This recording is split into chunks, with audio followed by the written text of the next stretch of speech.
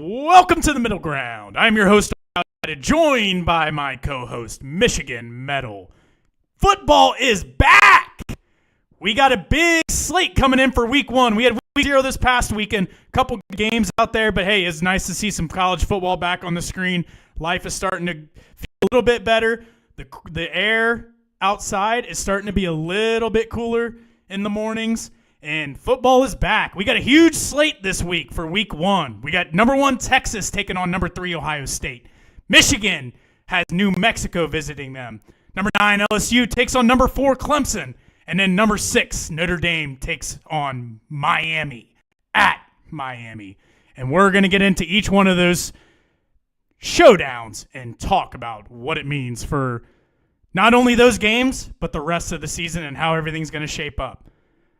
Welcome, Metal. What is going on, my guy? What's going on? What's going on, man? It's Monday. Weather's getting better outside. I woke up. I went to go walk the dog, all right? And I had to wear a hoodie, okay? A hoodie. And it's the first time I've worn a hoodie outside for months, and it felt so fucking great. Is it not nice? You know, the breath. It's so nice, dude. And you just look at the clouds, like the sky, and you can just see the clouds and the fallish figures that's right around the corner. And then you just get this breath of fresh air of football. Football. Yep. Football is here. Today was the first day I think that I've woken up in a while, and I love the days where you need a quarter zip or a sweatshirt in the morning, and then during the day you don't need it anymore. It gets warm enough. That is that is a sign of fall. That is a sign of football. And I don't think it was any type of coincidence. I woke up this morning and this was one of the first days in a long time that it's felt that way. So definitely signs. There's a little bit of chill in the air in the morning. The cold weather's coming, and it just so happens that week 1 of college football. So we're back. We got a lot of games on the docket tonight. As I just said before, Texas, Ohio State, New Mexico, Michigan, LSU, Clemson, Notre Dame, Miami. There's a few more out there as well. But those are the 4 that we're going to break down. We're going to talk about some of the headlines going into it, talk a little bit of gambling on each of those, what the lines are, what they look like for the betting markets. And, yeah, it's football season. So we're going to keep bringing you the content. We're going to keep bringing you the conversation, and let's see where we go. What else is right around the corner? Pumpkin spice latte, bitches. No comment. What, you don't like pumpkin spice lattes? Not really. I'm a black coffee drinker. Oh God. Dude, whenever I was in college, I didn't feel like paying for more than what I needed to, and I started drinking coffee, and it got me fucking going at the beginning of the day. I didn't want to buy creamer or anything, so I was just I'm just going to learn how to drink the shit black, and ever since then, I don't drink it any other way, and I fucking love it. Yeah, and sometimes creamer can, give you the shits, depending on how strong it is. But I can see why people drink, just straight black coffee. Yeah. Some good shit. Yeah, it's good. It's good. Well, let's get into it. We got some notable headlines across the weekend. As we talked about, we had week 0 over the weekend. Couple big matchups. Had Iowa State taking down Kansas State 24-21. Kansas took down Fresno State 31-7. Hawaii took down Stanford 23-20. I honestly watched a little bit of the Iowa State-Kansas State game. I didn't watch any of the Kansas-Fresno State game. And then I watched most of the Hawaii-Stanford game. I was busy as shit all weekend. Wanted to get some stuff done before we really get into football and everything. So, you always have to appease your wife, do some things that she wants to do, spend some time with her, kind of this last little bang before it's hey, you're probably not going to see me again for 4 or 5 more months on Saturdays and Sundays. So did some stuff around the house, spent some time with her, but we had some football back on. Football's back. Metal, I know that you were watching a little bit. Just looking at these games, I have some comments a little bit on probably Hawaii and Stanford and Iowa State, Kansas State. Not so much on Kansas, Fresno State, but what were your thoughts just thinking about the weekend and what you saw? So I watched 2 games. I watched the Kansas Fresno State game, and then I watched the the Iowa State and Kansas State game. I loved the KSU versus ISU game. It was just dirty, gritty, tough. People It looked fumbling the sloppy. ball. Was it It sloppy? looked sloppy. Oh, it was so sloppy. Like you can just tell that offenses weren't ready for that day, and not helping was the precipitation of that just hovers around the great country of Ireland all the time. So it was just dirty. It was gritty, like I said, and it was just a fun game, especially at the end. Kind of felt bad for Dylan Edwards there, where he had the ankle injury during the punt return, which I don't know how long he's going to be out for. Hopefully, he makes it back and recovers well with that game. But both quarterbacks, Beck and Johnson, like they both look pretty good. Like Beck went 14 for 28 with 2 touchdowns, and Avery Johnson with 21 for 30 with 2 touchdowns. And then at the end, it was where it was like 4th and 3, and they went for it. Iowa State did, and they got Beck got the ball off to Hansen, and a diving attempt to get in the end zone. But I mean, luckily that was in their favor right there, because I know Iowa State or Kansas State was wanting Iowa State to score quick because there was a lot of time left at that point. There was like 2 minutes. Yeah. And I know some people like listening. I know Anthony Ohio DG was had a bet for Henson, basically 0.5 over for a touchdown. Man, and he would have hit too. That's just tough. Fucking pain right there. Yeah, that's tough. That's gambling though. You win some, you lose some. Dude, the amount of people that I've talked to that have already told me about the sick beats that they had just in a few games in the week 0. Every single time I heard it, I was just like, football's back. Football's back in the biggest way. That's just how it goes. Fucking big old dick. Yeah. That big old dick right there. Bad beats. That's just part of it. Get them out early. I know I was texting you because I was asking you, I was like, did you watch the Kansas, or are you watching the Kansas-Fresno State game? Yeah, you said Davis looked really good. Yeah, Daniels. Jalen Daniels. Yeah, he was accurate as shit that day. 18 for 20, 3 touchdowns. Wow. 170. I mean, he had 176 passing yards, but they got some really pretty good wide receivers. The Cam Pickett, I think he's a transfer, but he had 6 receptions, 77 yards, and 2 touchdowns, an average of 12.8 yards per reception. I mean, Kansas could be like a little sleeper team in 12. Yeah. I think the Big 12 is conference. Yeah, the Big 12 is wide open. I mean, I think like Iowa State, Kansas State, both of those teams had a really good shot of winning it. I mean, they both still do, obviously. And then Kansas as well, like their quarterback's really fucking good. I mean, he's showed that he can play the last couple years. So that conference is as wide open as any.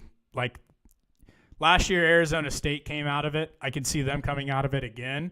Obviously, they lost Cam Scattaboo, but they had their quarterback back, their coach. They have a really good head coach, young head coach. But that conference is as wide open as any of them. I think the other 3, you kind of have 2 or 3 teams you probably could argue, or probably you would assume will end up at the top. But the Big 12 is going to be interesting and going to be fun to watch this year. Oh, yeah. It's been a wild card the past 5 years. You've had 2020 Oklahoma, 21 Baylor, 22 Kansas State, 23 Texas, and 24 Arizona State as Big 12 champions. It's just been a wild card every single year. Yeah, and then now you got Texas and Oklahoma out of there, so it's going to be even more of a wild card, because I would assume if you look back before those 2 left the conference, the last 20 years that they were in there, I'm sure it was either one of those 2, probably over half the years. Now that they're gone, they're in the SEC. That conference is going to be pretty well wide open until somebody becomes a power at some point in time. Do you know, besides 2023, the last time Texas won the Big 12 championship? It was probably a while ago, because what is his fucking name? Their coach that was there before Sark. He was the offensive coordinator. Who's that? Who did you say? It was Mac Brown. No, why the fuck am I not thinking of this? He was the offensive coordinator at Ohio State, and then he went to Houston, and then he went to Texas and got fired. Dude, we are literal idiots. Oh my God. Fuck. Hold on. Let me look this up. Head coach of Texas football. Please clip this and fucking. Yes, please roast us. Here we go. No, I need past coaches. Fuck. It was. Dude, we are literally idiots. Tom Herman. Oh my God. Yes, Tom Herman. They had a couple good years. We are literally fucking stupid. Anyways, please clip that up and just be like, these guys are literal fucking morons, because that was bad. Anyways, it was on the tip of my tongue. I just couldn't think of it. The dude was the OC at Ohio State for fucking, I don't know, a few years. He was the OC when they won the Natty. I don't know how I couldn't think of that. Whatever. Anyways, I think he had a couple good years. He fell off a cliff towards the end. I think everybody thought he was gonna get some things turned around and whatnot, but never did. But yeah, I know between Mac Brown and basically Sark, they've had a couple coaches in between there, and it hasn't been the standard that Texas is used to. That's for sure. I'll just say that. But I don't know. What is the year before you said 2023? I would guess 2016. 2009. 2009 was the last time they won the Big 12. Yeah. Oh yeah, I guess they had Charlie Strong after Mac Brown. Herman came in after that. And then, basically the last few years of Mac Brown, the Strong and the Herman era was pretty brutal for the most part. They had a couple years, you always remember whenever they won the Sugar Bowl against Georgia, and then you had Sam Ellinger on stage, and he's doing the "We're back," and then after that, they sucked for the next 2-3 years or whatever it was. So Sark's got him on the right path though now, but that's shocking. From 2023, they hadn't won it since 2009. That surprises the shit out of me. I didn't realize they were that bad.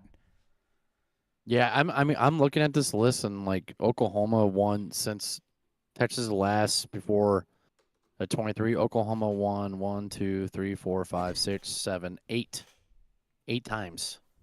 Yeah.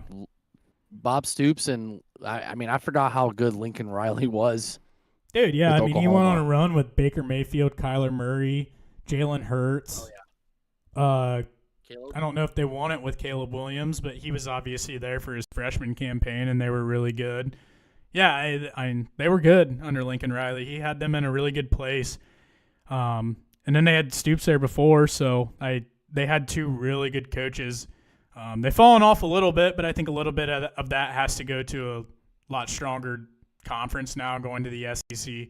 So Brent Venables is just trying to get them back on track. So hopefully they can have a good year this year, I guess, for your sake. Hopefully not in week 2. But it would be good to see Oklahoma be competitive again and kind of get into the picture. A lot of those big names, big brands that are out there, you want to see them good. You want to see them in the spotlight. It just makes the sport better all around. Oh, yeah. It's it's nostalgia, growing up watching Oklahoma with Sam Bradford and Adrian Peterson, Yeah. Just running college football. Yeah. On another note, I don't know if you watched the Hawaii-Stanford game at all, but that was a game that I sat down and watched, and oh my God, that game was brutal. That was one of the worst football games I think I've ever seen. Stanford's quarterback is fucking horrible. On another note, I don't know why Stanford stopped running ball towards the end of the game. I would say midway through the third quarter into the fourth quarter, they were starting to hit on some runs. I think before that point, their running back, I was looking at the stats. I think he was averaging 4 yards per carry. Probably from about the middle of the third quarter into the fourth quarter, he started averaging about 6 yards per carry. So you were starting to gash him a little bit. They just got a little too cute, started putting the ball in the air. Obviously, he had the really bad pick. Threw it right to the guy, kind of made a JT Tuimoloau type interception, tipped it up in the air, tipped it to himself, caught it. But that quarterback from Stanford was fucking horrible. That was Stanford 100% should have won that game. Shot themselves in the foot a couple too many times, and Hawaii came out on top. That It was like a entertaining game, I guess you could say, because it was close. It was just kind of one of those things that's like it's nice to see football on the screen again, but it was not a very good brand of football to watch. Oh God, he went 15 for 30 for 109 yards. That's like, dude, it was worse. Davis Warren. I feel like it was worse than that though. It was bad, dude. It was bad. Some of the worst quarterback play I think I've ever seen. QBR of 13, and Micah Alejado had a QBR of 49.5. That's crazy. That's terrible. The other interesting fact of that game as well is Stanford's running back Ford. It was the first touchdown a Stanford running back had scored since September of 2023. Almost 2 full seasons. They haven't had a running back score in almost 2 years. That's absurd. I have no idea. Dude, I know they had that receiver that was pretty good. He went to the draft. I can't remember where he went. He was pretty good, but I mean, he wasn't fucking Jeremiah Smith by any means. He was a good player, but I would just like you couldn't get on the one and hand it off to the damn quarterback one time. Like, that's insane to me. That was crazy, absolutely crazy. I'm curious now on what the rushing stats were in 2023. They had. I mean, and last year they didn't score a single touchdown. A running back didn't score a single touchdown last year. They had a what? I think it's more likely that you would have a wide receiver not score for that extended period of time than a running back. Like, how many times do you just get inside the 5, turn around and hand the fucking ball off, and then just go? They had 400 and no. Rushing as a total, they had 1,423. And that was oh my God. They had 1, 2, 3, 4, 5, 6 people over 200 yards. And that's like quarterback. 6 guys over 200 yards. Yeah, I'm sure there's a quarterback or two in that, but that's still crazy. Their quarterbacks had more rushing yards than their running backs. But still, like, I don't care. The running back can suck. Like, you had to have the ball inside the 5 a couple times. Like, you couldn't fucking punch one in. Like, these are Division I athletes. Just turn. I don't care how bad the guy sucks. He's at least coordinated in some way. He's at Stanford. He's at a Power 4 school. Like, just turn around, hand the ball off, and get in the end zone. That's crazy. I don't know. That is wild. But terrible. In other news, dude, that fell off since Harbaugh left. Yeah. In other news, I don't know if you saw Avery Johnson's dad and brother were fighting after the Kansas State game. I'm sure that was very alcohol-driven, but pretty crazy. I don't know any of the details around it, but there was a video of Avery Johnson's legit dad and Avery Johnson's legit brother, and his dad was beating the fuck out of his son. Just absolutely crazy. Just wild shit. Fucking wild. Wild. And then on another note, your boy, Michigan pulled it. They made the decision. Bryce Underwood, the future is now. Bryce Underwood, QB1 for Michigan. I feel like this is a little bit probably more obvious than Julian's saying, but I think this was pretty obvious the day that he signed at Michigan. He was going to be the quarterback. They probably just waited this long. I assume, I haven't been listening or really following Michigan a whole lot, but I assume they kind of wanted him to go in and win the job, not just hand it to him, make him work for it a little bit. But I think this is always the inevitable. He was always going to be quarterback 1, game 1. So, yeah, number 1 recruit in all the country starting game 1 for Michigan. He's got 1 week to kind of get some things figured out, and then he's got to go over to Oklahoma and try to win a big game on the road under the lights in prime time. Yeah, so I looked at I was looking at the depth chart earlier today. So Underwood's QB1 and QB2 is Jaden Davis, and dear God, his fucking rotation is so bad. And then Garcia is 3, and then Herb Street is 4 because Mikey Keene and Davis Warren are both hurt, and Mikey Keene, if he was healthy and active, he would be QB2. But Davis I'm not Warren is surprised. still on the team. Yeah, this is the Are you fifth year. serious? Yeah, I thought he was a got fifth hurt. year last year. no, he was. I think last year was year 4. Huh. Interesting. I Like did all not. the leukemia shit. Yeah. I Probably knew he had. ended his time. I knew he had cancer and shit, which is fucking awesome that came back and played. Like that's incredible. But I did not Yeah. know he was still on the team. That's wild. That's wild.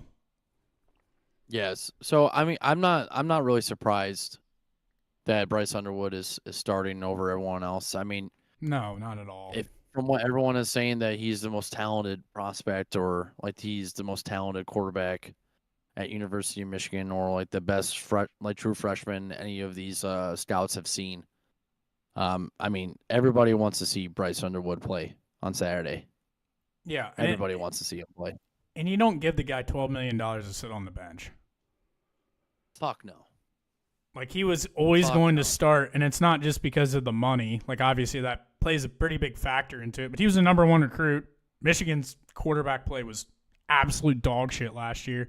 So yeah, it was always going to be Bryce Underwood. Yeah, I was listening to the Big Ten Network training camp, like just an overview, and like Jake Butt was talking to Max Bredesen, and Bredesen was saying, I guess he told Butt that Bryce Underwood can make any throw, and he's gonna make throws that are just gonna shock people come throughout the season, and I guess the entire team is just so happy that they have a quarterback that is, possibly competent. Yeah, But I we'll mean, see what happens. I think what you're going to see from Bryce Underwood this year is you're going to see really, really, really good moments and really, really, really bad moments. And that just comes with the nature of a 5-star, all everything, number one recruit, true freshman quarterback.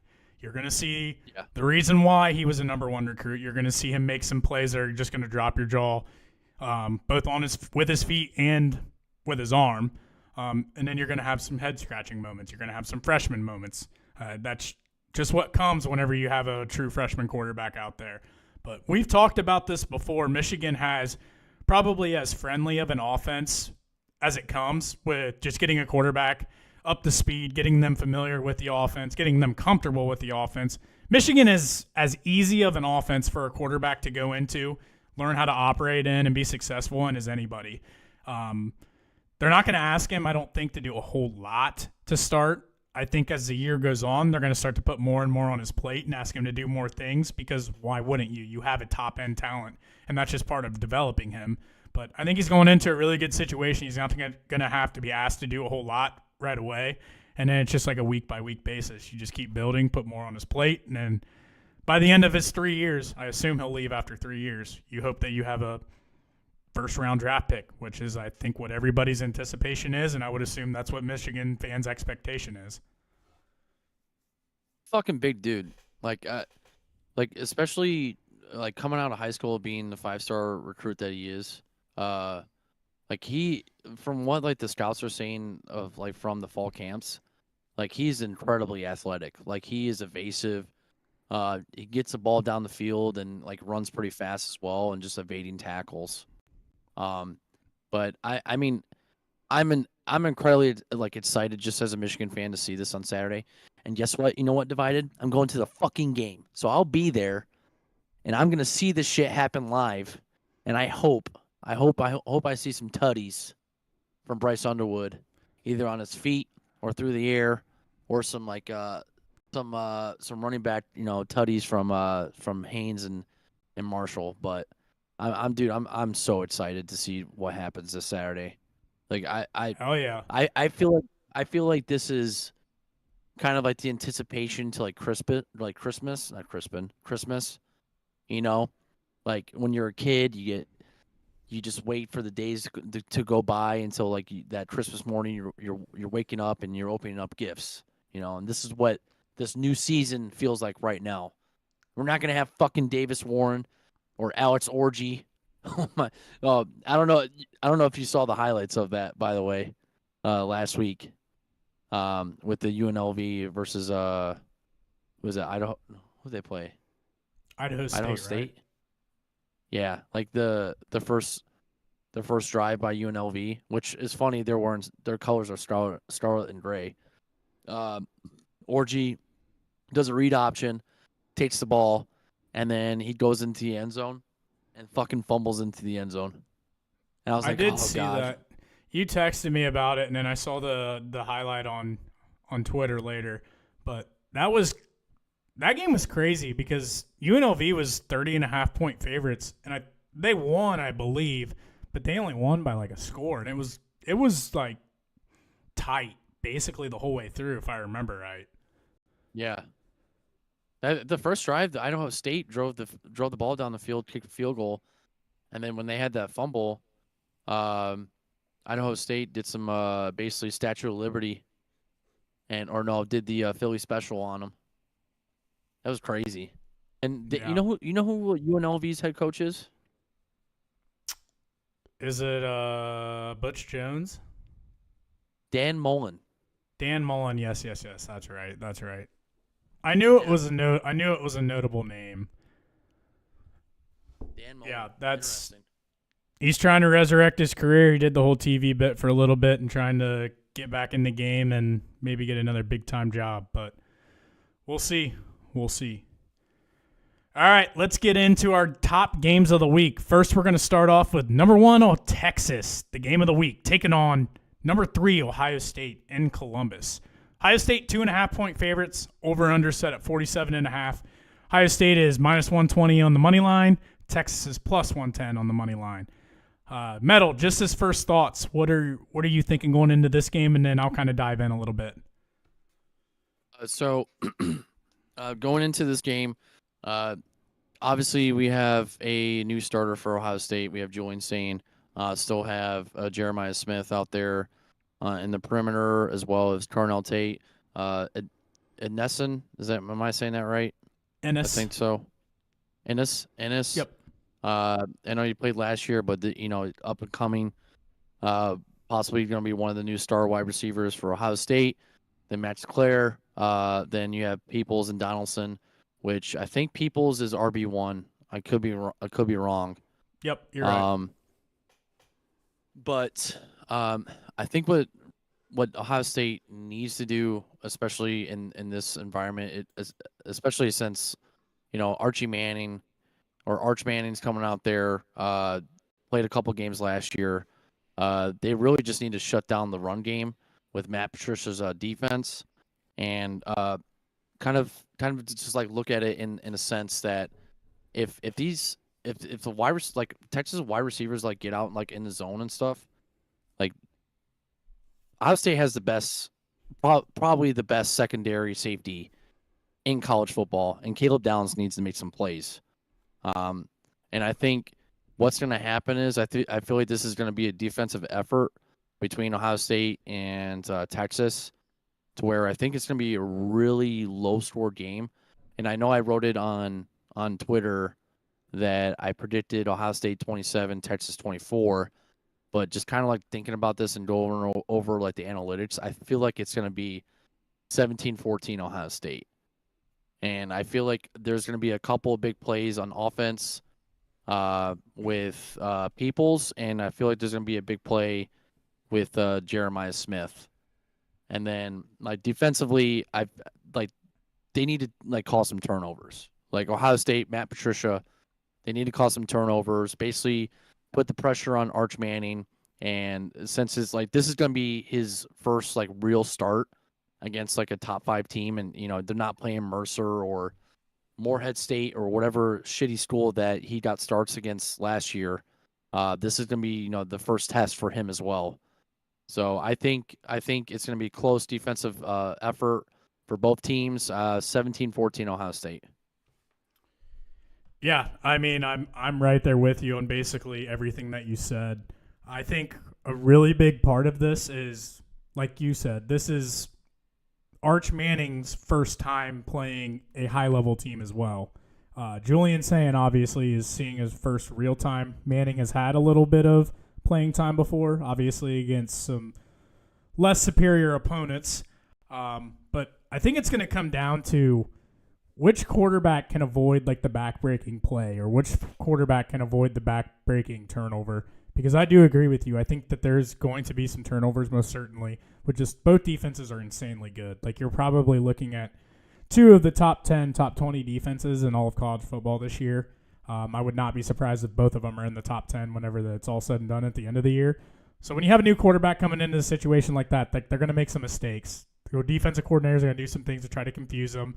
I think for Ohio State's sake, you got to figure out a way to stay out of second and third and long. Like, that is a recipe for disaster, where Texas's strength is their D-line. They have really good pass rushers, guys that can get after the quarterback and kind of cause some havoc. If you live in second and third and long, where you're in those obvious passing downs, I don't think that is great for you with Julian saying making his first start. I don't think that's a scenario you want to live in. That's never a scenario you want to live in with any football team, but even more so whenever you have basically a true freshman quarterback. He's been here only 1 year, but he's making his first start against the number one team. Like, you don't want to get in situations where you are living in second and third and long, and you got to make 8 to 10 yard passes to convert. That's when turnovers happen. Yep. That's whenever strip sacks happen. That's whenever his confidence goes down ultimately. So I look at this as Ohio State's D-line versus Texas's O-line, Texas's D-line versus Ohio State's O-line. I think that both defensive lines have an advantage a little bit over the offensive lines. But I think Ohio State's defensive line has a little bit more of an advantage over Texas's offensive line. There's been reports out of Texas here through their fall camp and whatnot that the offensive line has struggled a lot. They've had a couple guys leave over the offseason. So I'm really looking for guys like Kenyatta Jackson, Caden Curry, CJ Hicks, Bo Atkins, looking for them to kind of get after Arch Manning, make them live in second and third and long, stop the run, make them convert long second and third downs, and really get after Manning, speed him up, make him make mistakes, things like that. Ohio State has an experienced offensive line returning.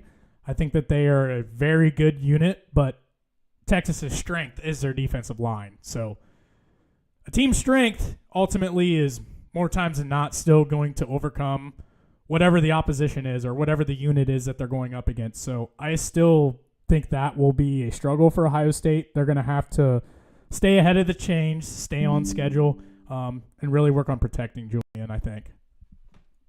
Do you think Cartline needs to be aggressive, like, come Saturday? Yes, I think that he needs to be extremely aggressive on first down.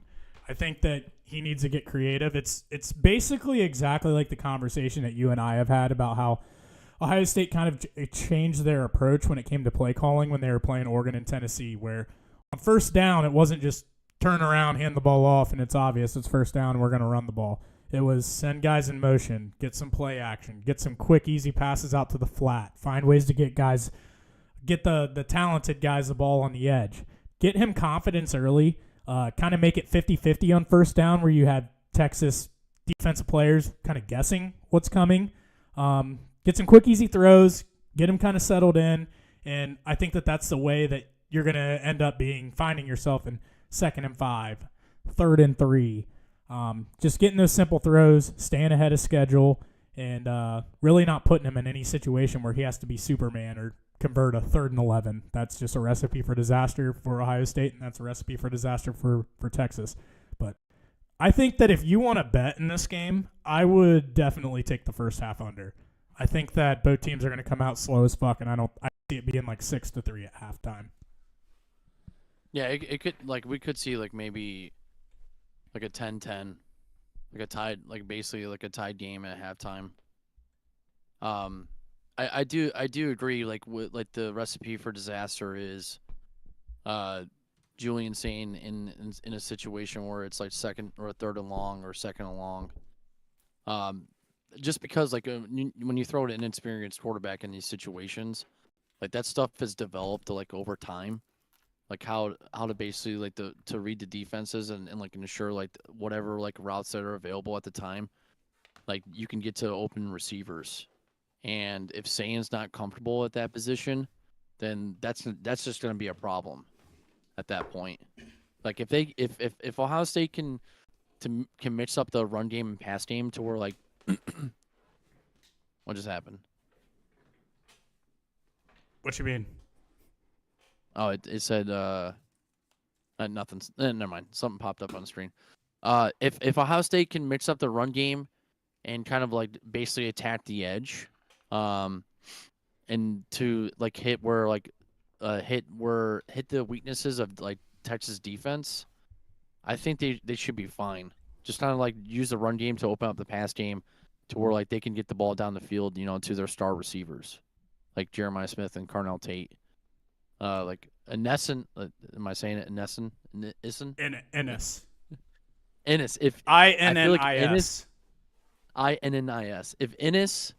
If they can use Ennis like kind of like on the small drag routes, like being like the slot receiver, like he can be like a notable star on Saturday. Yeah, where he could probably make some big plays too. It's some like Jeremiah Smith needs to make, and Carnell Tate and Ennis, they need to make Julian Sayin feel comfortable, if that makes sense. Like they need to make the plays, and then obviously catch the ball and get yards after catch, so that Sayin can get comfortable as his repetitions are going throughout the game. But yeah, I still like stand like 17-14 Ohio State. I kind of want it to be I kind of want you guys to blow out Texas because some of the Texas fans on Twitter are just fucking retarded. As much as I hate Ohio State, like some of these Texas fans need to get fucking humbled quick, like real quick. Yeah, you'll have that in every fan base though.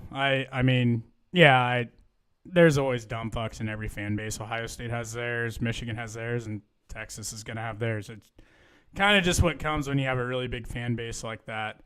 But I'm not expecting much from Jeremiah. I'm not going to lie.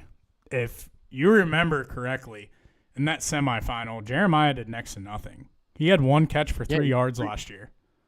Yeah. So I think it's going to be huge that the other guys step up, and I think it's going to be huge that Julian isn't locked in on him and not forcing it his way. He's going to have to go through his read and progress, and like I keep saying, stay on schedule. Whenever he hits the back foot of his drop, like deliver the ball. Don't sit and hold the ball too long. Don't sit there and force it to Jeremiah just because he's your best player.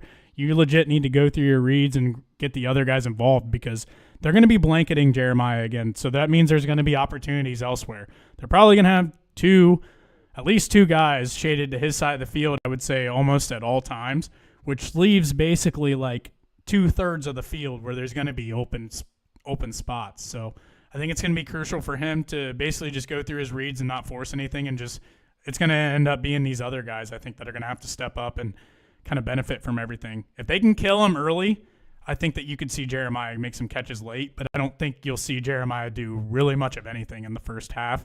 If Jeremiah does do something, I think it's going to be later in the game, and that's because Ohio State's had success getting the ball to the other guys where they're going to have to adjust a little bit. I want to see, we haven't really talked about this either. Like, I want to see Max Clare make some big plays. Like the number one portal transfer from Purdue. Yeah. Like, I want to see Ohio State get some big plays on the tight end. Especially to create separation from the receivers. I feel like Max Clare is going to get used a lot on Saturday. Yeah, I could definitely see that. I think that a tight end is a quarterback's best friend, especially a young quarterback. A lot of times you have the tight end. I mean, more times than not, they're probably going over the middle than they are in the flat or to the outsides. So I think that you'll see Claire make some plays over the middle. I know in the spring game they connected on some seam routes across the middle. Just if you had a too high safety look, safety just splitting right down the two safeties and hitting them over the middle. So yeah, I'm right there with you. I think that if you're looking for a good bet, I think that Max Clare's yards I think would be a good bet. I think the line I saw on Twitter is something like 33.5, and I was expecting it to at least, I was expecting it to be at least 40, but I think that he's going to be a huge part of the offense. Again, going to be Julian Sands, one of his best friends. Just makes the life easier of a young quarterback even more when you have a really good tight end. So, other than that, I mean, I'm excited for this game. My prediction, I honestly don't really know. I sort of have a hard time ruling with Ohio State, to be completely honest. Just looking at the headlines of new quarterback, first-time play caller ever. You have a quarterback who's never played a game before or never started a game before. You have a play caller that's never called plays before. And then you have a defensive coordinator that hasn't called plays or been a DC in a couple years. So a lot of question marks. I think there's more question marks on Ohio State's end than there is Texas. Obviously, Texas has to come into a tough atmosphere and get it done. But if you held a gun to my head, I think I would have to take Texas plus 2.5. That's fair. That's a fair assessment. Yes, sir. So now let's get on to your boys. Unless, did you have one more comment? What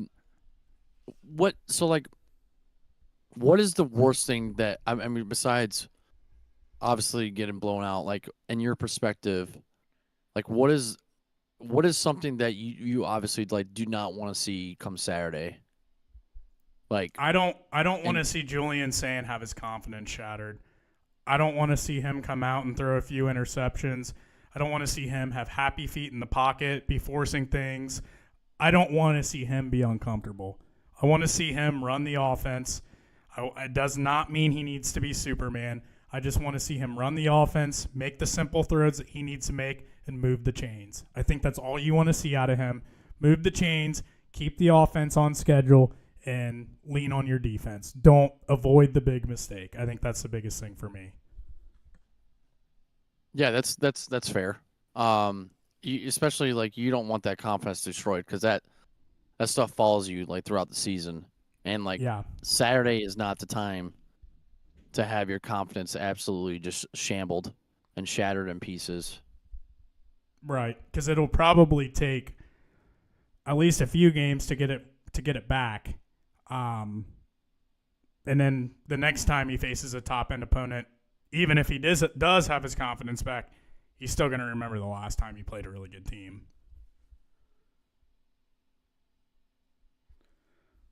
So let's get on to your boys in Michigan. They take on New Mexico. Sounds like you're going to be at the game, so that'll be a good time for you to see the new Bryce Underwood, see if he is as advertised as everybody is saying. Line comes in at Michigan, minus 36.5, over-under set at 49.5. What are you looking for in game one for the Wolverines?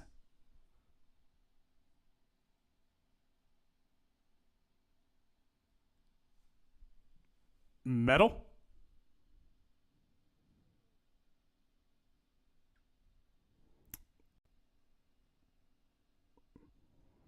All right, I think Metal has a false alarm, so I'm going to just put some bullshit together here. We'll go on to LSU Clemson until he gets back. So LSU Clemson, I'll wait for Metal to get back to really dive into it. But obviously the main storyline here, LSU has not won a week one game. I tweeted this earlier. LSU has not won a week one game since 2019, whenever Joe Burrow, Jamar Chase, Justin Jefferson were all there, which is absolutely insane. Brian Kelly, I believe this is his fourth season as a head coach of LSU. He had a pretty good first year, went to the SEC championship. Things were looking up. I think he surprised some people there in that first year. Second year of Jaden Daniels, had no defense. Really kind of underperformed. I think that people had higher expectations for that season, especially after going to the SEC championship the year before.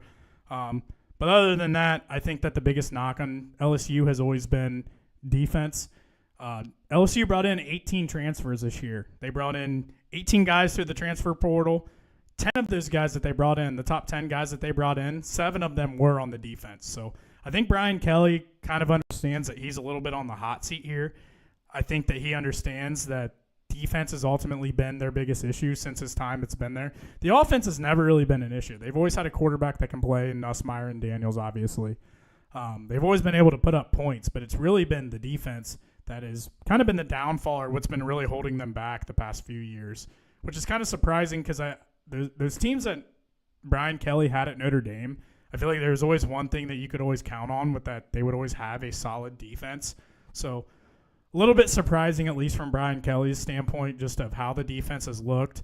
But he was able to get some funding together, have the NIL funds to bring in some of these proven transfer guys. So it'll be interesting to see how they look, how they bounce back. I think this is a bigger game for LSU than it is Clemson. I know that both coaches are sort of in prove-it mode. I would say Brian Kelly is more so in prove-it mode, being 0-3 and then making the college football playoff down in LSU. That just doesn't fly down there. But I think Dabo, with him being in the playoff last year, they have a ton of pieces back this year. A lot of high expectations in Clemson this year for Dabo. But I would say when you look at the coaching-wise, just who this game is bigger for, who the implications are bigger for, I think you have to go Brian Kelly. If he goes into another season of going 8-4, I think if he misses the playoffs, the heat's really going to turn up.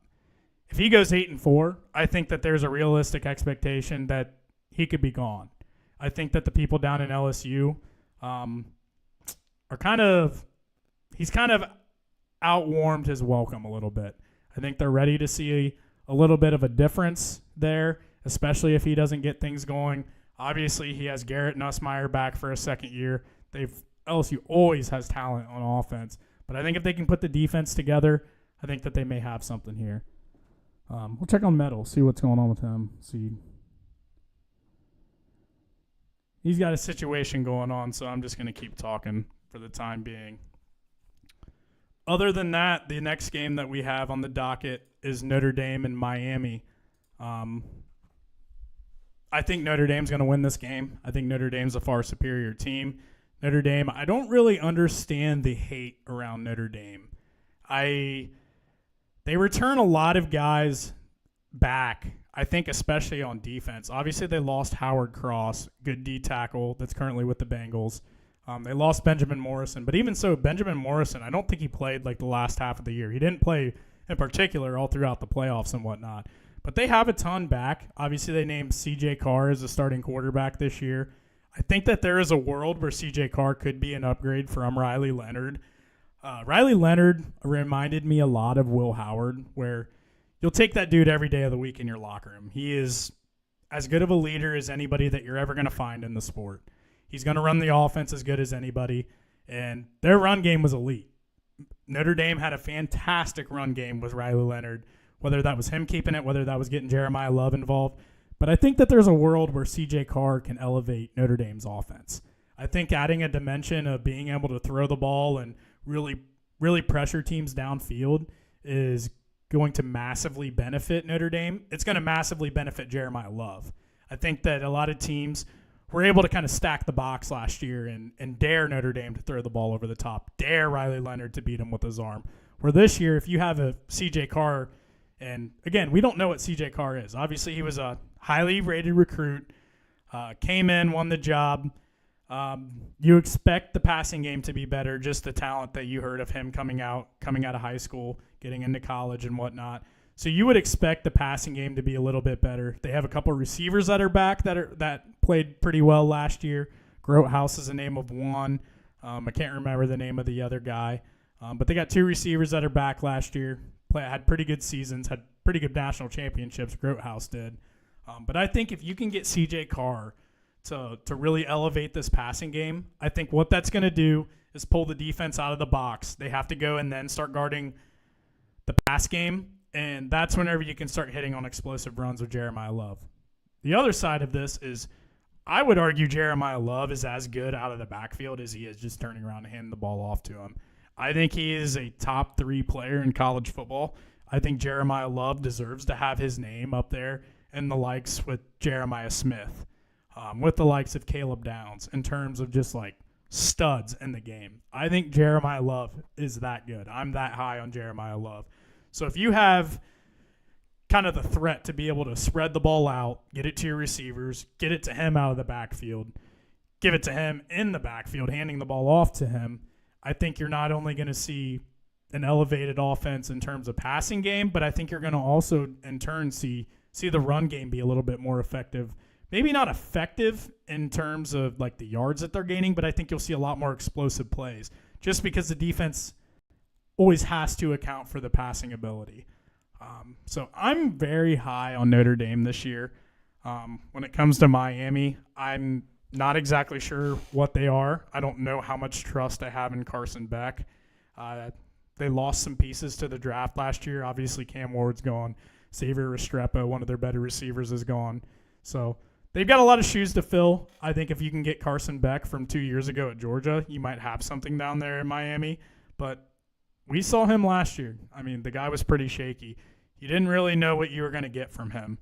But I think if you can kind of get him settled, get him back to his 2023 version, I think that you might have something in potentially a good year down in Miami.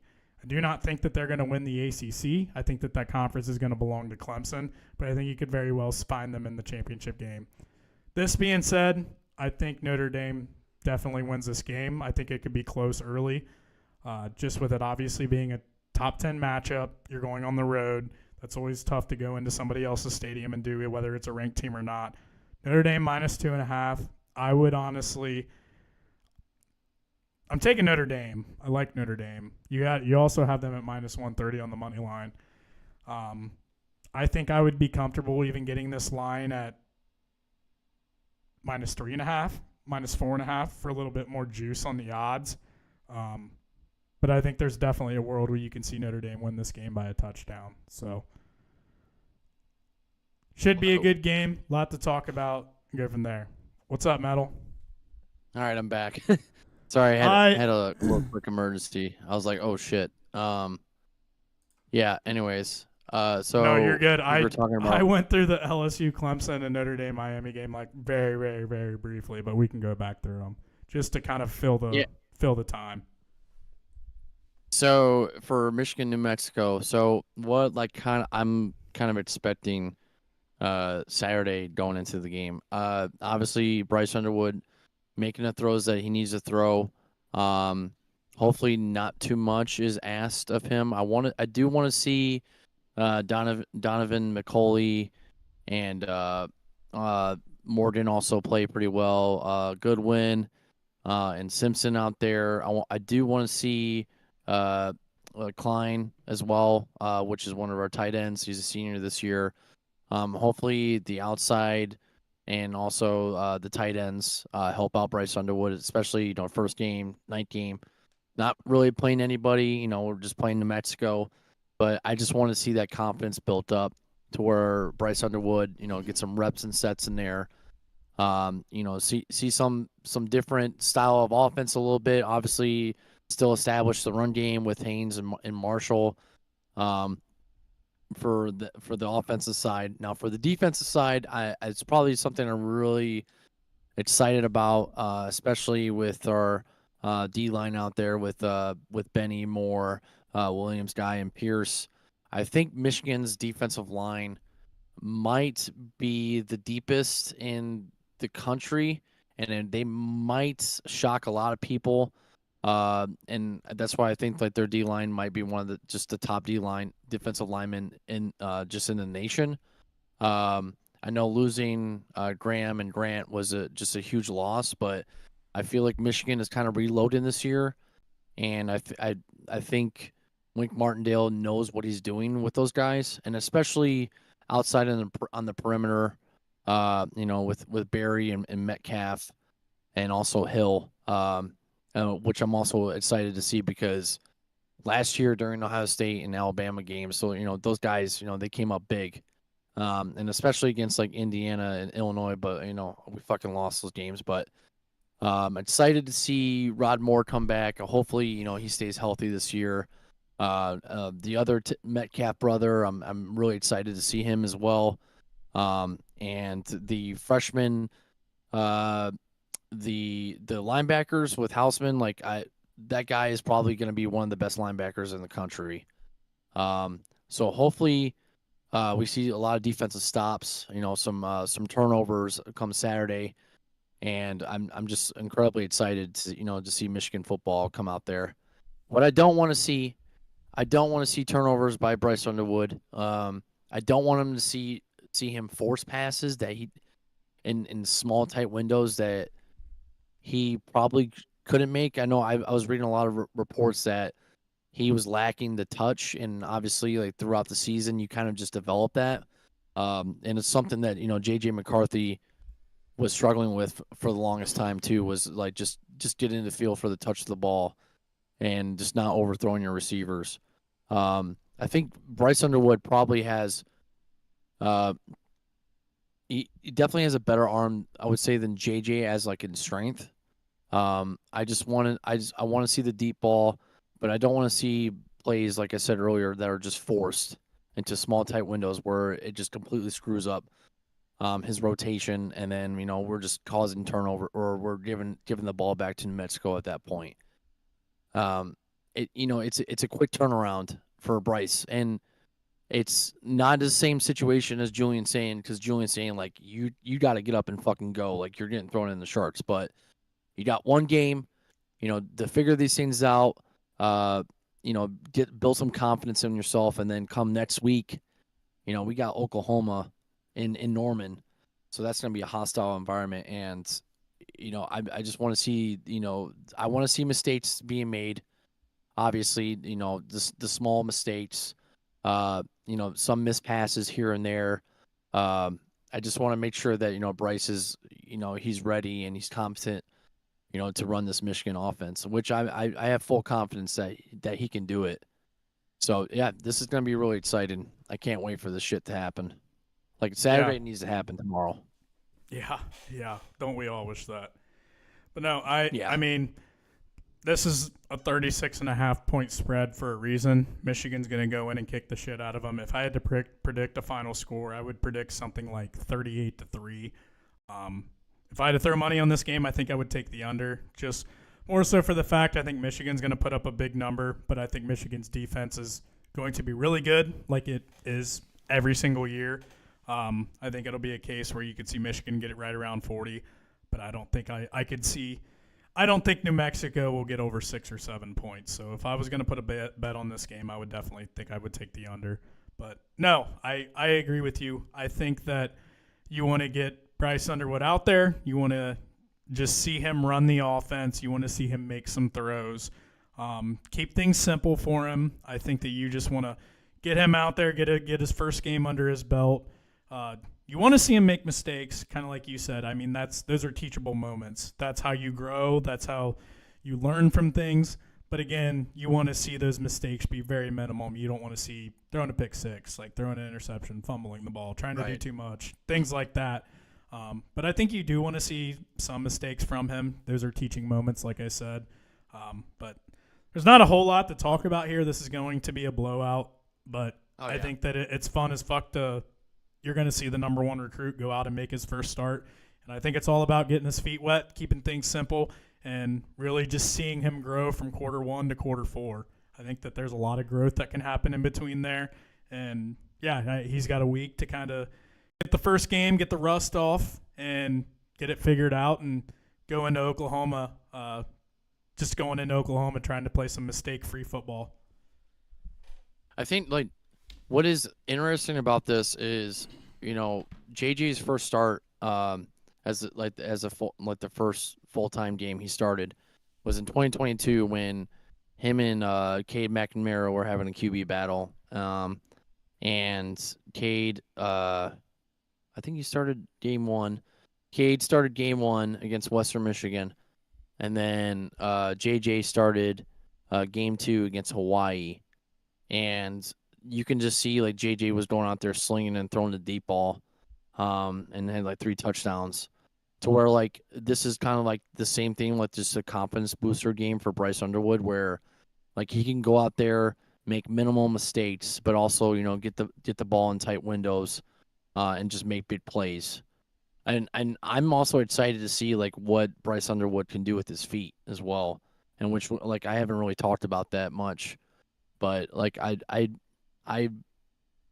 foresee Lindsey possibly getting in there some like RPOs with Bryce Underwood, which is something that like I wanted last year with Alex Orji.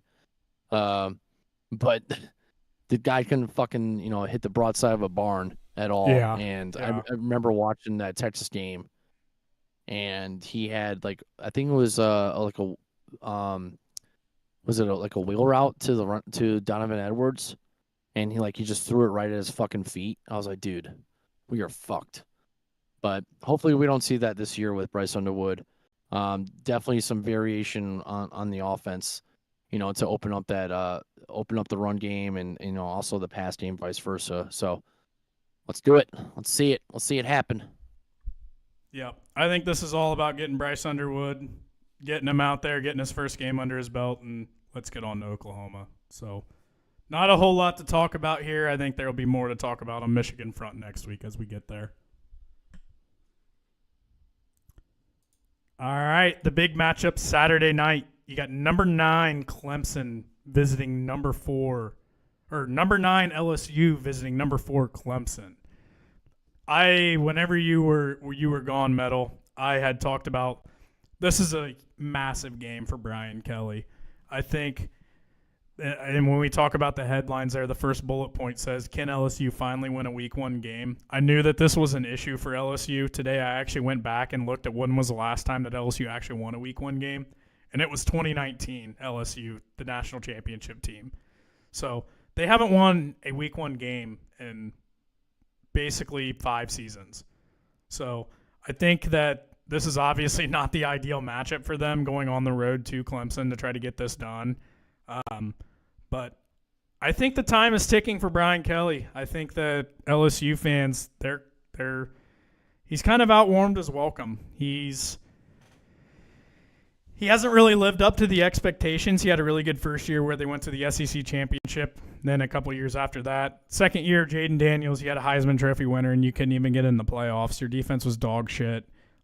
Last year, the team was average. I think they had an 8-4 record.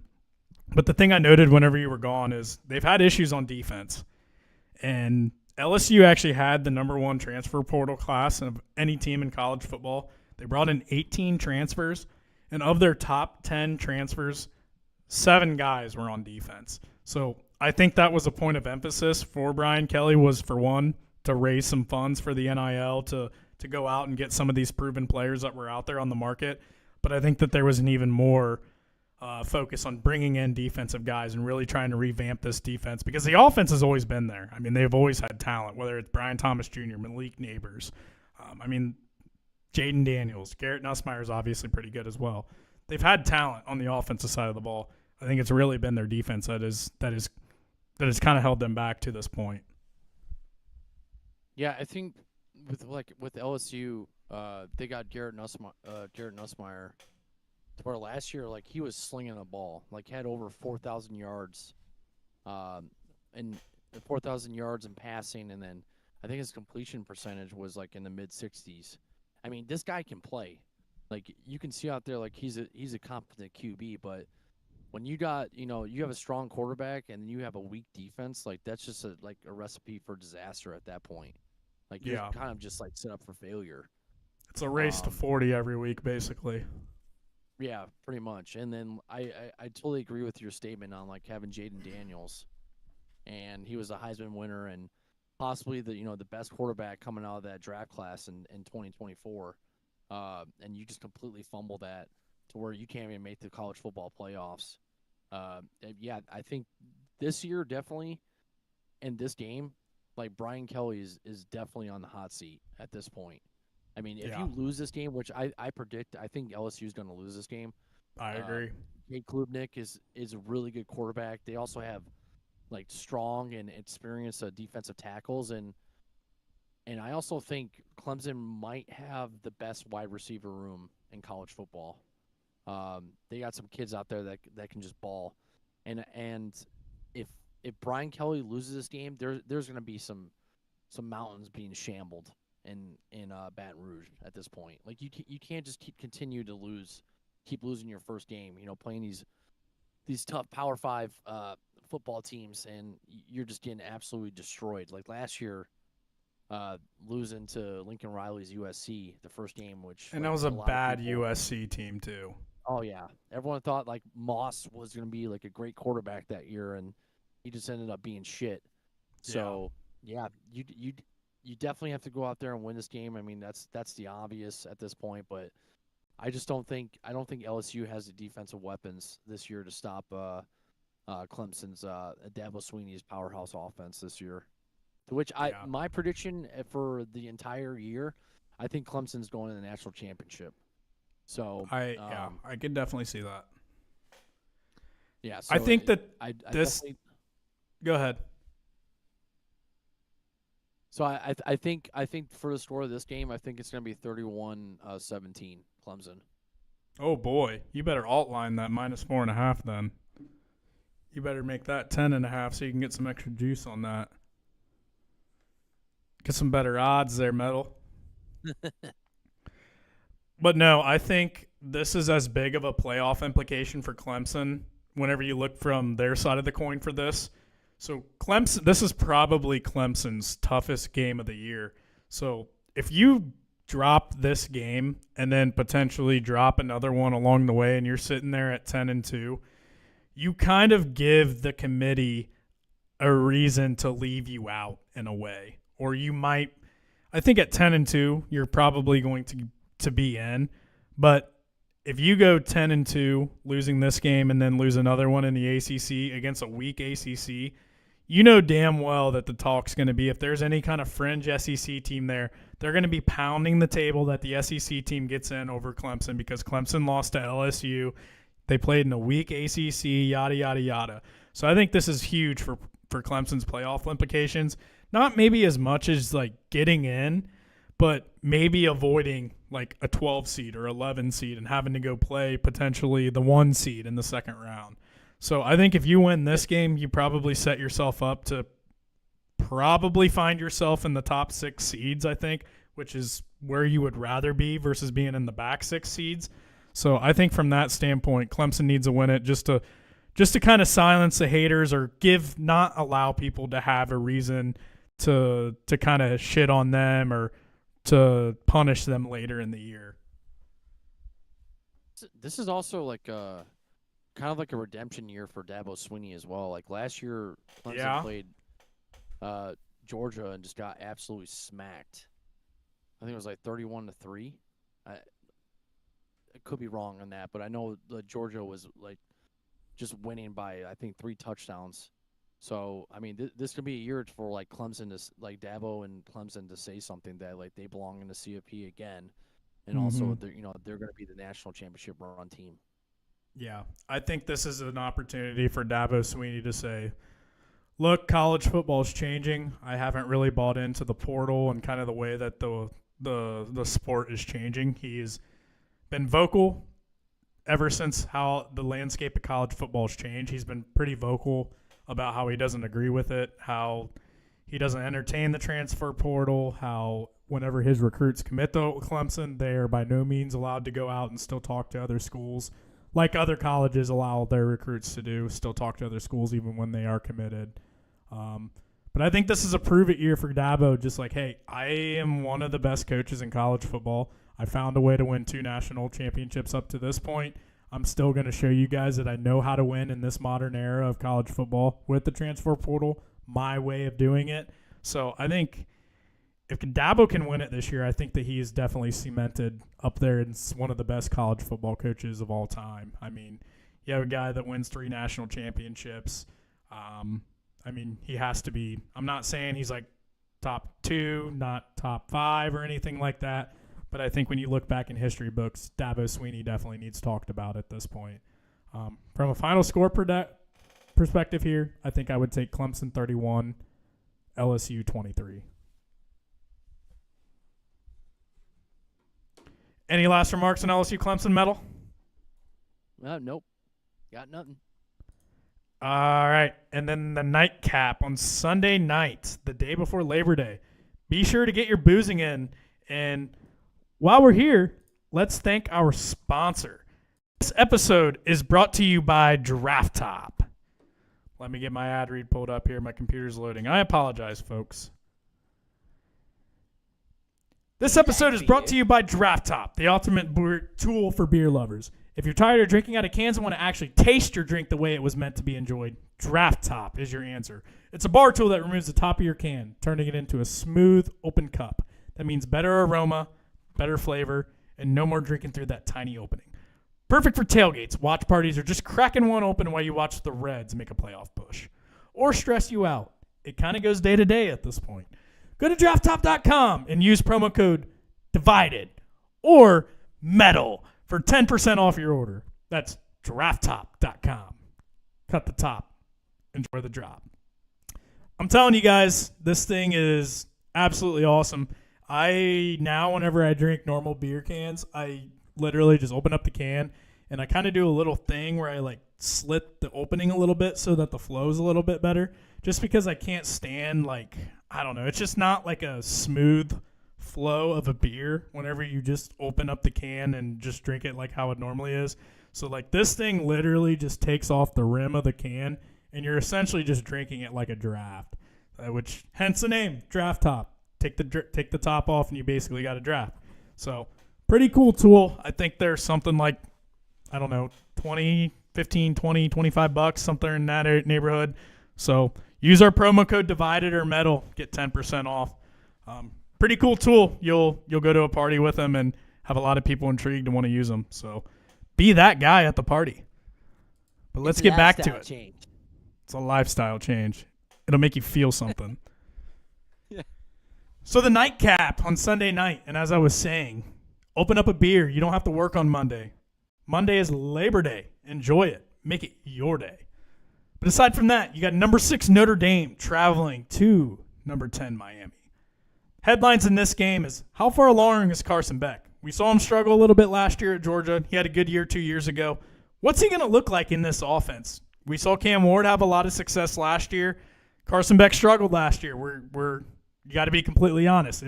Call it for what it is. He obviously has some talent. We've seen him play some good football at stretches in his career. Last year, I think it was a lack of inconsistency to a point.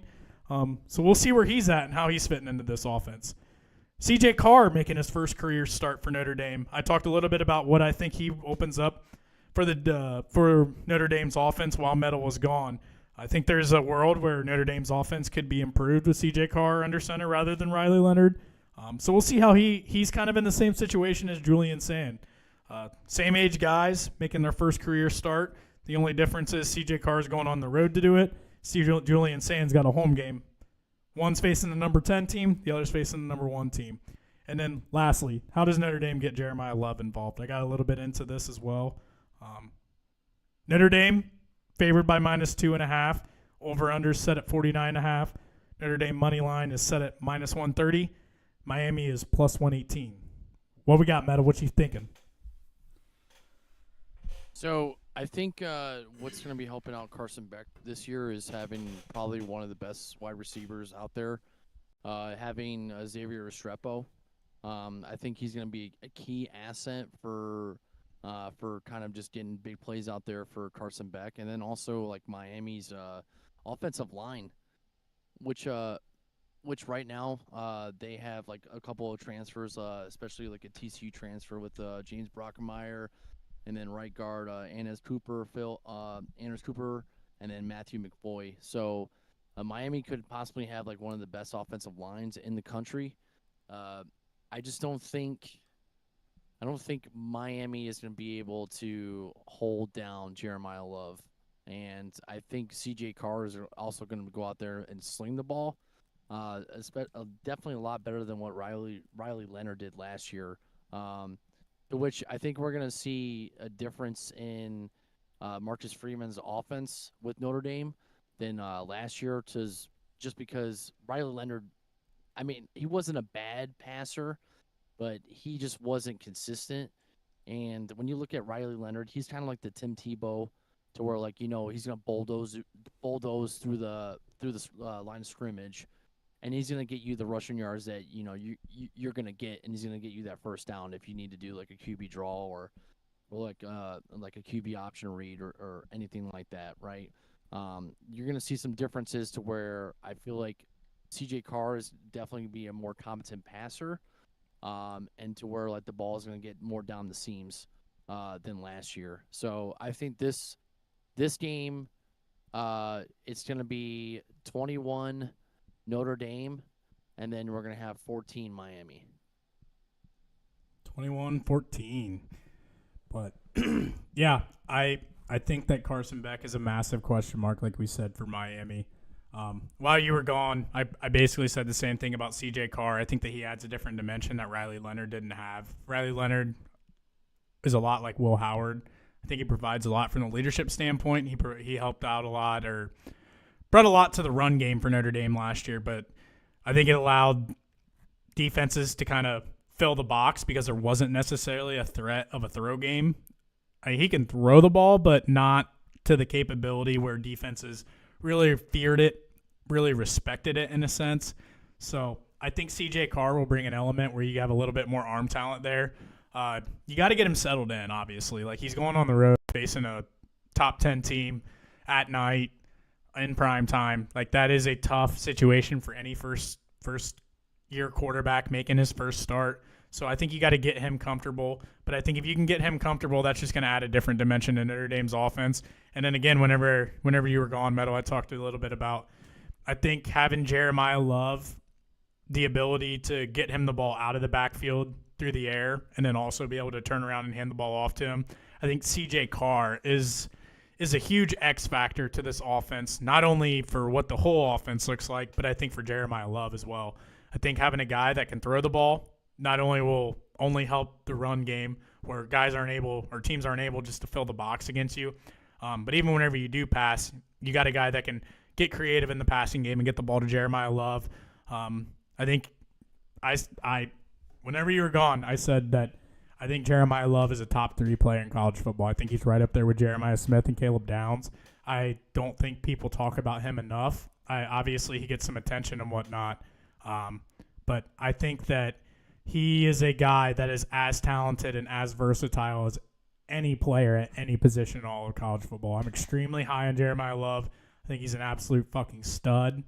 In terms of from a betting standpoint, I think I would definitely take Notre Dame minus 2.5. I think Notre Dame's an all-around better team. I'm not sure exactly what we're going to get from Carson Beck, from that Miami offense. I think Notre Dame's defense is going to maybe not shut him down, but I think they're going to cause some issues for Carson Beck in that offense and just make it a tough night for him. In terms of a score, I think I'll go Notre Dame 27. Let's go Notre Dame 27, Miami 20. Yeah, that's fair.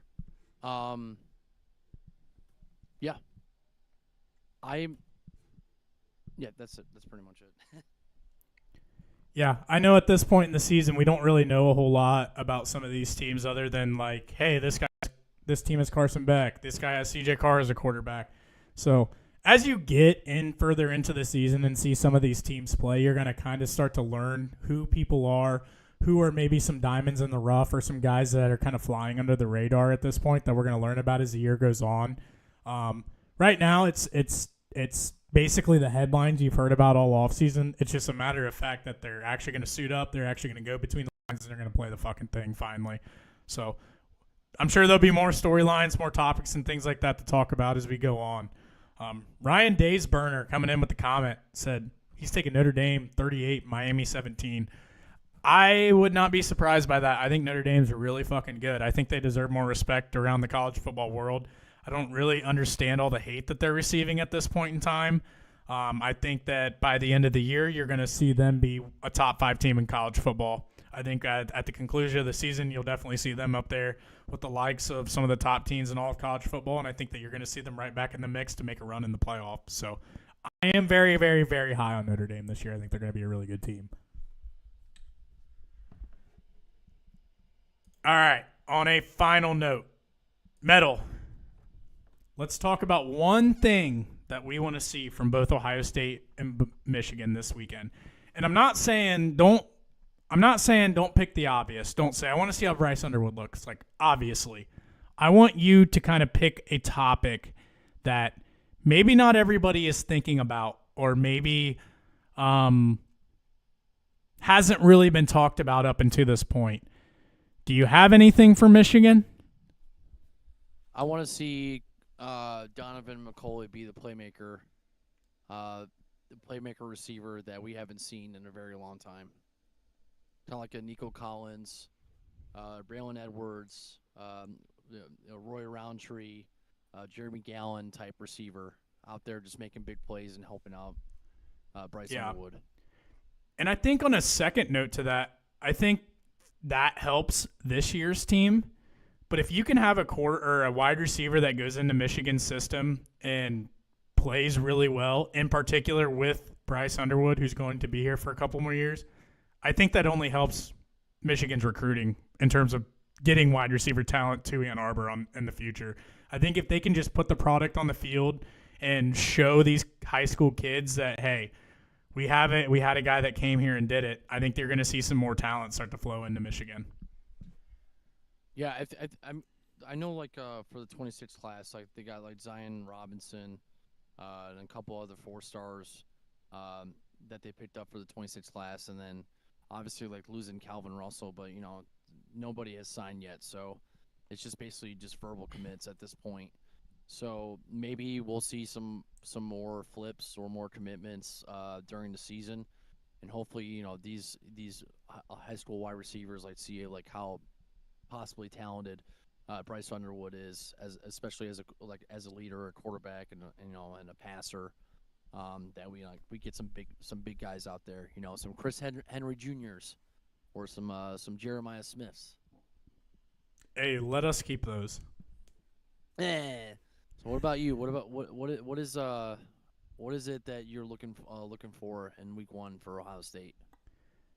So before I say mine, Ryan Day's burner. Ryan Day's been active in here tonight. He left another comment about what he wants to see. He said he wants to see Julian Sand show confidence in the pocket and tuck it when it collapses. He said he'd like to see a nasty pass rush as well. If those two things happen, the rest will follow. I agree. I think I want to see Julian Sand be comfortable in the pocket. I want to see him keep the good footwork that we have seen from him. I don't want to see him get happy feet and get flustered, start throwing balls off balance, forcing things.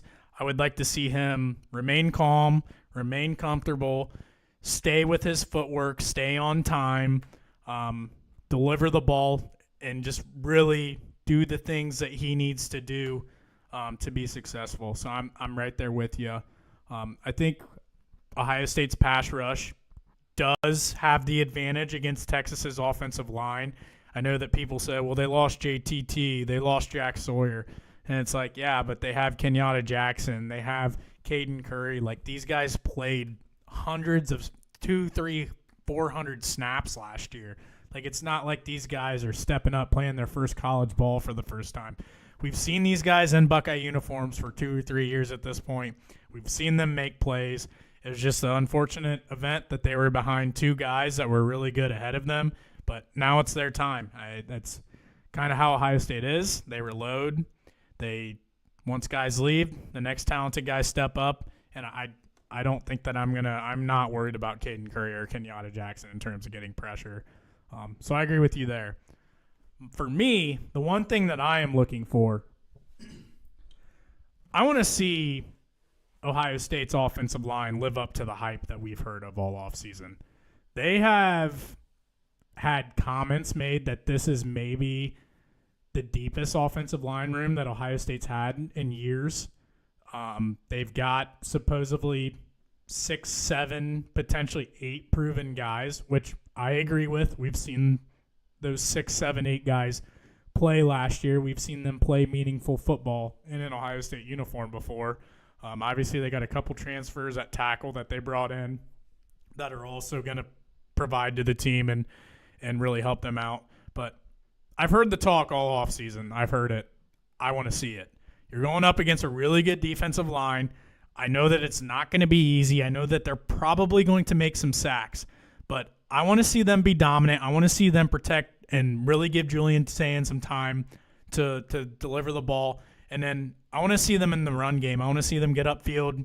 I want to see guys get to the second level, get to some linebackers, see some explosive runs because that's ultimately where it comes from. So obviously you want to see Julian Sand. That's the headline that everybody's talking about. But I think it's as important as anything for the offensive line to have a good game.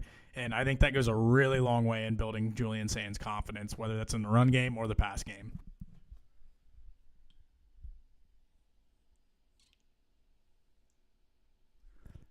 Metal, you there? Yeah, I'm here. Sorry, I was just reading the. I don't know if you saw this, but Dave Portnoy got banned from the shoe.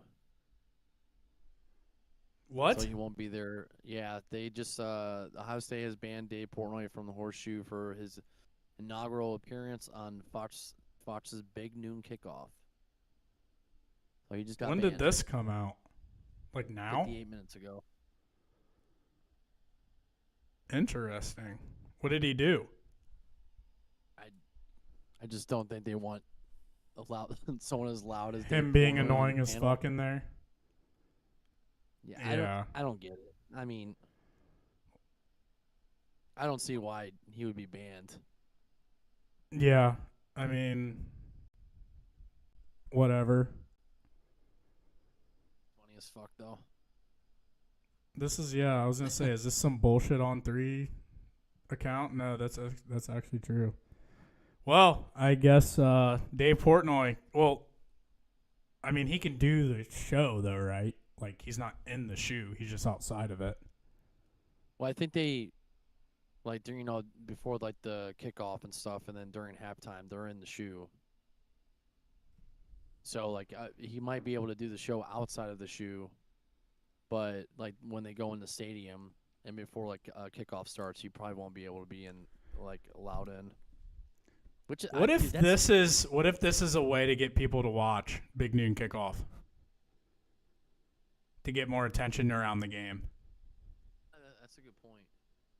I mean, it might be like it's a fucking headline. It's gonna be like, I'm gonna fucking turn on Big Noon Kickoff to see if Dave Portnoy's talking or not. I just don't. I want to hear what Dave has to say. Like I know, like I want to hear him go against like Urban Meyer. Like I'm sure we're gonna see that. Like Urban Meyer would put him in a fucking body bag. Urban Meyer's a fucking coach. He's just gonna say dumb shit, and Urban's gonna be like, "Shut the fuck up! You literally don't know what you're talking about." Urban would put him in a body bag, but it would be funny though. It's content. Yeah, I mean that's exactly what it is, and I'm wondering if this is like related in some way. Like this is just adding to the storylines of this game, and let's try to drive in as much money and as much viewership and as much revenue as we can. That's funny, though. I would like to know if something happened. I mean, something had to have happened, right? Like, you don't just 4 days, 5 days, whatever it is before the game, just be like, yeah, this guy's not coming in. I'm looking forward to see what Dave Portnoy has to say about this because that's always funny. Yeah, that's what I mean. Like, I wonder if this is a way to get people to just watch. Like, he can't go into the shoe. Let's see if he's on the show before, and let's see what the hell he has to say about it. Because you know damn well he's going to come out and just start shitting on Ohio State for being soft and everything. Yeah. It's going to be funny. They probably just like doubled their viewership for Big Noon Kickoff. I mean, I'm going to be tuning. I mean, I was probably going to tune in either way, whether that was game day or. I usually watch game day over Big Noon Kickoff the way it is just because I like McAfee and I think it's a better sports show to watch. But now I'm definitely going to watch Fox. I mean, dude, this could be a way, like, Fox has – that's how the Big Ten makes their money is Fox. Like, this is a way to say fuck the SEC, fuck ESPN. Don't watch their show. Watch Big Noon Kickoff so we get the money. Yeah, I feel like this is some sort of ploy.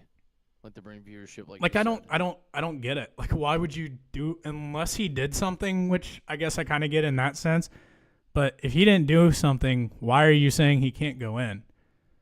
Yeah, I don't know. I think this is for clicks, viewership, and to get the attention off ESPN, so they watch their conference's network and not the SEC's. Yeah, I could see that. That's a fair point. I don't know. This is literally me I just learned it whenever you said it there. I'm kind of just spitballing shit that's popping in my head. Well, Oh, was, good episode. yeah. We got 4 games that we are looking at. I think that there's a couple others out there. I think Tennessee and Syracuse play. That should be a decent game. And then I think Alabama and Florida State play. So we'll get to see Castellanos kind of doing some shit talking about how Alabama's not the same now that Nick Saban's out of town. We'll get to see it live and see if he can stands on his business. So other than that, Metal, you got anything else to say? Enjoy your time at the Michigan game. That'll be fucking awesome. It'd be cool to say that you saw Bryce Underwood's first ever start and got to see it live in person. Yeah, hopefully it's a good game. I'm gonna definitely be pounding some beers. Oh hell yeah! With your draft top, right? Yeah, my dad has one now, so definitely gonna bring that with. And I'll bring mine too. Make sure you get some content and some pictures and get it posted out there. Oh yeah, I'm definitely gonna get some pictures going. That'll be good. That'll be good content. They'll like that. They'll like that for sure. But if you're a Michigan fan and if you're at the golf course, swing on by. I'll be the person that's probably too fucking drunk. I'm just kidding. I don't drink that much, but yeah, I'm gonna have a good time. It's gonna be fun. So, go blue, and hopefully everyone has a great Saturday. And I'm definitely looking forward to seeing Texas Ohio State. So that should be fucking awesome. Yes, sir. That works out good for you. That game's at night, so you can watch it. Yep. So, all right, go Bucks. Everybody have a good week. We'll be back later in the week, I would assume, for an Ohio version of the show. Other than that, everybody have a good week.